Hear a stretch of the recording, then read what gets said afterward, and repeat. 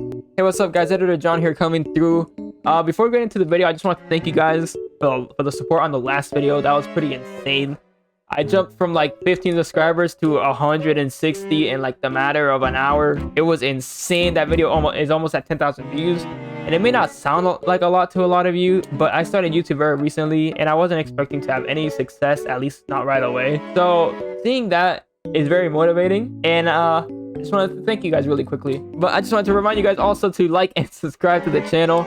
Like I said earlier, I started doing YouTube rather recently, about a couple weeks ago. So it really helps me out. It really helps with the channel. Now the guy that's coming up, I streamed it over at my Twitch TV, twitch.tv/KingJohn_TTV. I'm gonna be streaming nearly every day for Strive, unless my internet just decides to crap out on me. I'll be streaming tons of Strive, so if you want to come out, hang out, catch me live, then please feel free to come by.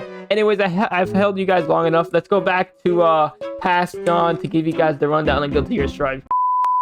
Alright, so I know the game's about to come out in a few days officially, and a lot of people are looking to get into Guilty Gear now, which is sick, by the way. It's getting really good. So obviously everybody wants to see what character they want to play, who should I play. I get the question, who should I play, who's easy? I get that question a lot. If you just told me, hey, I want to play a character that's fun, that's good, and that's easy to play, I'll tell you right here, Soul Bad Guy's your answer right now. Soul is arguably the best character in the game. He's insanely good. He's pretty easy to use. He's fun. He's an overall good pick. Now, if you're looking to play a super straightforward character, super Shoto, the Ryu of the game is definitely Kai. He's super basic, super easy to use. He obviously has crazy things he can do, but at a basic level, at an entry level, he's super solid and very easy to understand. And honestly, I have to say, just pick whoever looks fun to you. Don't look at a character's strength. And honestly, every character in this game so far is strong, but to be fair, the game officially early access started like what, a day ago, so nobody really knows who's weak, but it's pretty easy to tell who's strong. And Soul and Ramlethal are pretty obviously the better characters in the game. Oh, and if you're a complete beginner and complete entry level player, don't stay away from this character. Stay away from Zato and Nagata Yuki. Both of those characters are kind of technical in both their execution and their game plans. So I would advise to stay away from those two, but everybody else is pretty much fair game. But if you're telling me, John, I don't care about all that, just tell me who to play. Play Soul. Play Soul Bad Guy. He's your guy. So the first thing that we're going to talk about in terms of gameplay mechanics is Gatlings. Now, if you played a Guilty Gear game before, you know what a Gatling is. It's basically just a string like light, medium, into heavy. But in this game, it's different. There is no light, medium, heavy. There is not freedom. So as soon as you pick whatever character you're going to pick, the first thing I'll advise you, just go into training mode and press some buttons. Pretty sure every character has two universal links, which is slow slash into heavy slash and 2K into 2D. I'm pretty sure those are universal.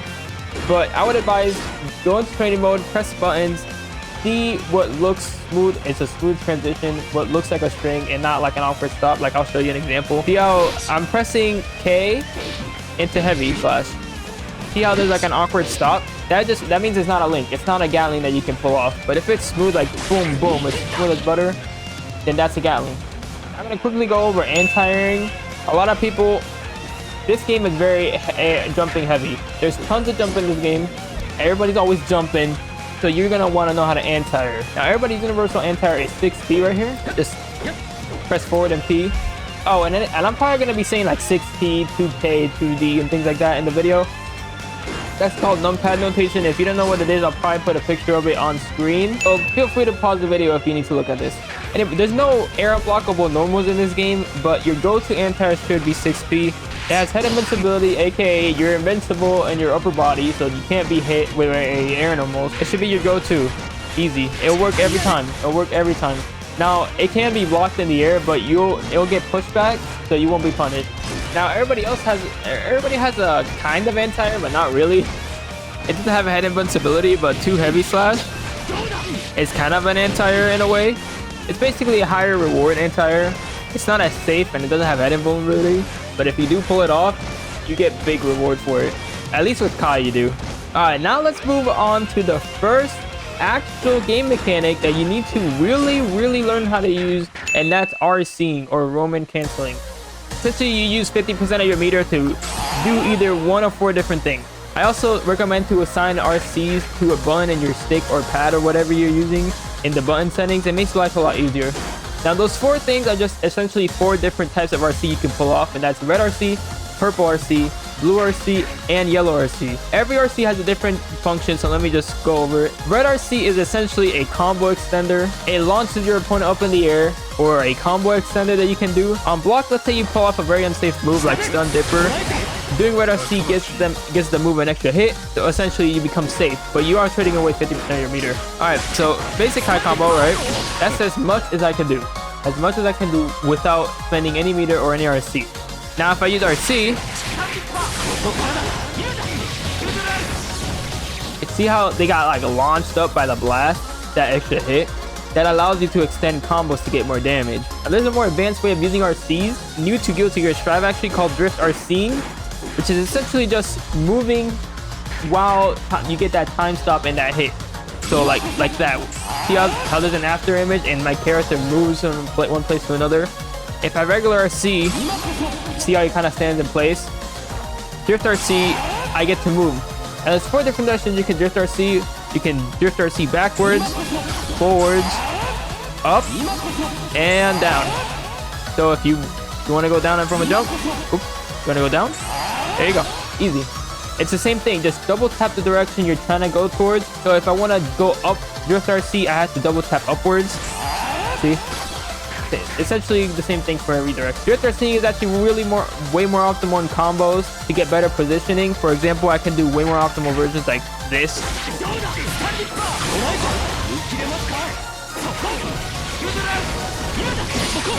Thanks to the Drift RC, I can get that extra juggle to get the rest of the combo off.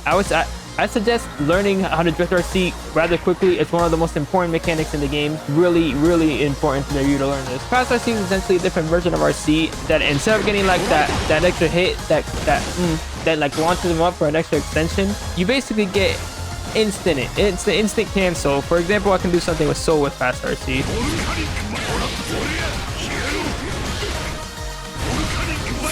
See that entire string was because I fast RC'd. Fast RC'd, you basically have to press the button insanely fast after the RC activates. So I just pressing it, you just smash it. You just basically smash the button. It is a higher level technique, but it's worth learning because it has less damage scaling. So it essentially does more damage, but it has weirder gravity. So there's the combos you do with the launcher aren't the same as the ones you do with the Fast RC. It's kind of complicated. Sorry if I'm confusing you, but essentially Fast RC, you don't get the launcher up like that. That launches them up, the gravity, but you do get a better scaling. And then regular RC, you get the launcher to get more combo extension. You can do things off a throw. You can also RC throws. I actually forgot to mention that. You can RC throws. Let's say you're about to defeat the opponent and they're like a mage of health left and throw just didn't do the job. You can RC the throw and finish them off that way. I actually forgot to mention. I almost forgot about that. Anyways, Fast RC is something like this. So yeah, it's better damage scaling and it allows for different routes. Now moving on to the next RC, let's talk about Purple RC. Purple RC is essentially a whiffing RC. Basically, it can cancel any whiff that you do. So let's say I were to just whiff a Stun Dipper, I could cancel it out and now I'm good. That's putting it very basic. It's essentially a you wanna take back what you just did. If I were to whiff a Stun Dipper from this close and I don't want to deal with it, I just Purple RC out of there, I'm gone. Another way to use it is also catching people off guard. If you're feeling spicy, you could do things like this. Like, oh, Stun Dipper's coming, nah, you thought. But that's more advanced. But in basic terms, it's just a whiffing cancel. Like, okay, I want to take that back. I don't want to go with the rest of the animation. It's also really useful for reacting to what other players do. So let's say Soul whiffed an air normal and I did a Stun Dipper, I could whiff cancel out of it to get the punish. Like for example, things like that. See? Another way to use Purple RC with Fireball characters like Kai or Soul is that you can throw out a projectile and follow it for protection or to see what the other player does. Essentially, I can do this. It's another way of using it. Now at a higher level, you can do some crazy things. You can do mix-ups with it. Like the things you can do with purple RC and canceling out of especially fireball normals. It's the high level stuff. It's also a really easy way to react to what other people do and punish accordingly. Now let's talk about blue RC. Blue RC at a basic level is basically a time stop or a slowdown. It's a really good neutral to use because you can basically get a million years to react to whatever your opponent's doing. So if Soul jumps at me with an air normal and I'm just not sure what he's gonna do, I can essentially just cause a time stop and then react accordingly. See that clock around him? That means he's slowed down. And I can react to whatever he does. He's basically in a time loop, or I'm sorry, a time stop. So you can react to it however you want. Like for example, with the air normal, he already whiffed it. I can just hit him out of it. Or if he did a normal, you can just CP.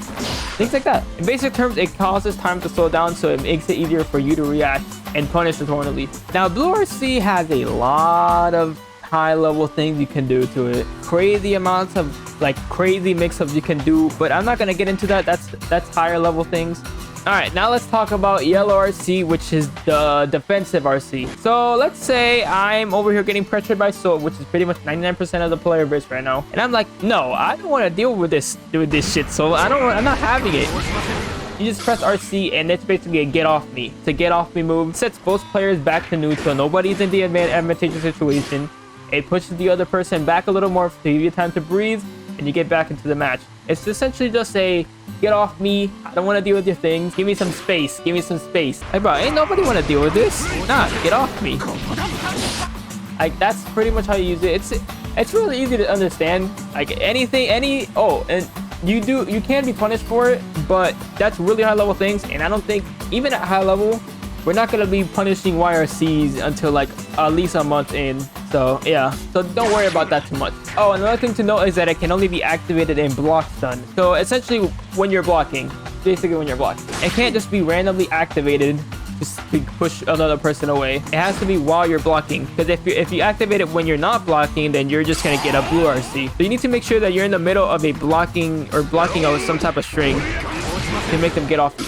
And no, you can't activate it while getting hit. You can't activate it at all while getting hit. You're just getting hit. Now let's talk about bursting, which should go by pretty quick. Now bursting, if you play an anime game, I'm sure you know what a burst is, but for the beginners, I'm gonna explain what a burst is, I mean. So while you're getting hit, at any point while getting hit, at any point in a combo, you can just pull this out, and it'll basically be a combo breaker. It'll burst them away or blow them across the screen and give you another chance. It's a second wind, essentially. It can be activated at any time that blue bar that says burst is full and it says burst. You should note that while using your burst early in the match isn't really a good idea. Also, it's not a good idea to use your burst when you're at a huge life deficit, unless you're like at last round or you don't have a round to give, then you can use it. But if you're at round 1 and you're clearly gonna lose, don't waste your burst. It's a waste. Just save it for the next round. Burst takes a while to get back, so it is a very valuable resource that you shouldn't waste. Now there's a second type of bursting called gold burst, which is an offensive burst in a way. It can be activated at any time, and it's essentially a way to get full meter and a get off me in a way. You can see I have no meter right now. I'm gonna go do a regular burst. Boom, full bar meter, just like that. It's a way to get full meter. It's also a way to get somebody off you if they're not yet hitting you, but they're like running full speed at you and you don't want to deal with it. You can gold burst is an option and you get full bar meter. Also note that you don't get full meter unless it actually hits them. Regular gold burst, I get no meter. I'm gonna do a gold burst while hitting him. I get meter now. You need to get the hit in order to get the meter. Oh, also, don't use your burst willy-nilly. Don't think that it's a free get out of jail free card. At a higher level, burst can be baited, and you're basically wide open for a massive punish. So make sure you burst at a right time, or read whenever your opponent goes crazy and you use your burst there. Just keep in mind that you can be baited. You can be punished really hard for bursting. It's not free get out of jail. It's not a free get off me. Oh, now let's talk about one of the most important buttons in the game, your dust. So your dust button is going to be a button that you're going to be using a lot. It's essentially your mix-up button or your button to open people up. Your dust is linked to your sweep, your universal overhead, and your throw. All three all three are linked to the same button. Everybody has the universal overhead linked to dust that you can tell from that orange kind of like glow they have in the back that they get. If you actually hold the button down and hold up on your stick at the same time, you get a charged version. And this is what happens. Now you can get a combo. So hold the button and hold up on your stick at the same time, and now you get a combo, which does a insane amount of damage, by the way. Very useful tool. It is pretty slow, so it can be blocked easily, but if you do get it off, if you actually manage to get it off, it's a massive reward.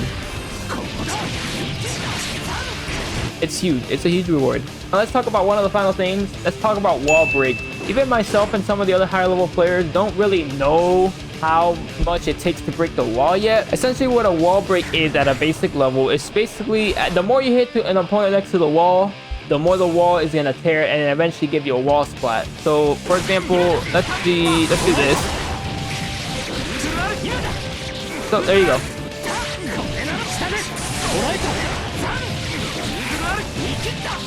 Well, see how he's stuck to the wall? That essentially is your cue to finish him off. Now, there's two options. You can either just do a regular hit, and that's going to give you a wall break, or you can finish him off with super. So I'll tell you the benefits of both.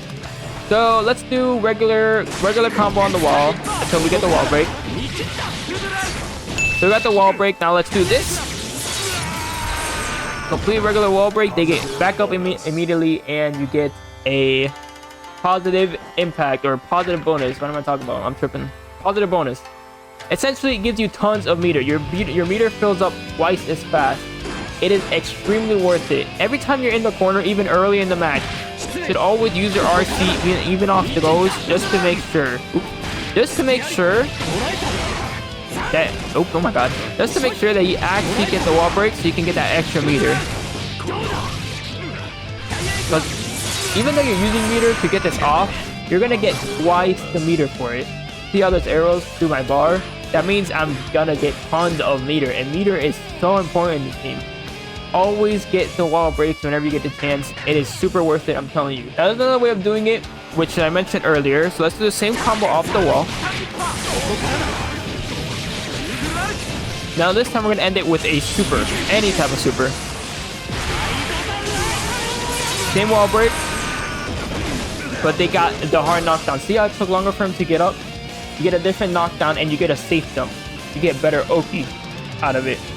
For those who don't know what Oki is basically Oki Zeme. It's hitting wake up frames. I'm not gonna get into that. You get better knockdown, better Oki. If you have a super and you get a wall splat, always use it. It's super worth it. And you still get the positive bonus, so you're gonna get that meter back anyways. So there's no reason not to. And you do more damage. So there's that. The only reason you wouldn't do the super wall break is you either A, don't have enough meter, or B, are playing a character like maybe Kai, and you want him to be in shock state, so you would do something like this. You want the shock state to carry over. Maybe that's another reason why. But any other times, use your super. If you have it, use your super. It gives you hard knockdown, it gives you Oki. You're gonna get the meter back. Don't be afraid to use your meter. Just do it. Alright, now the last thing I'm probably going to talk about, and that's defensive options or slash blocking. Obviously, there's 4 different ways to block in this game. There's regular block, which is obviously just holding back the opposite direction of the opponent. Regular blocking, nothing special about it.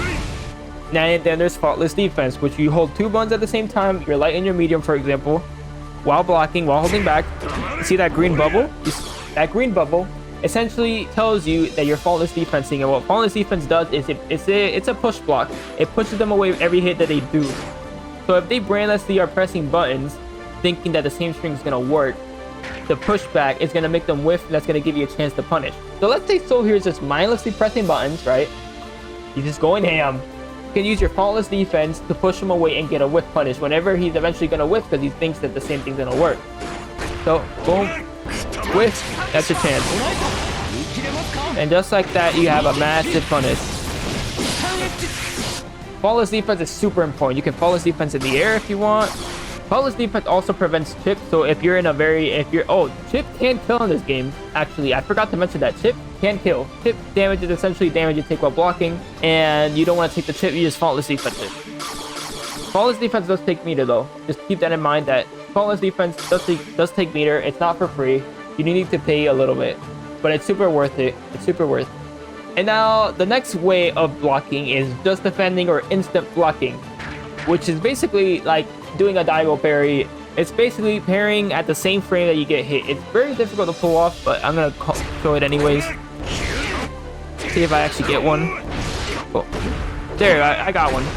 See how there was like a little force field and it said just. That means just defend. Just defending is hard, but it's really useful for situations where the opponent is using a very heavy normal that's unsafe, but it gives them a lot of pushback, so it's essentially safe. If you just defend it, the pushback gets taken away, or the pushback gets taken away, so you can punish them then. It's really hard to do, but I mentioned it anyways. And the last way is instant faultless defense. It's basically combining instant blocking and faultless defense into one.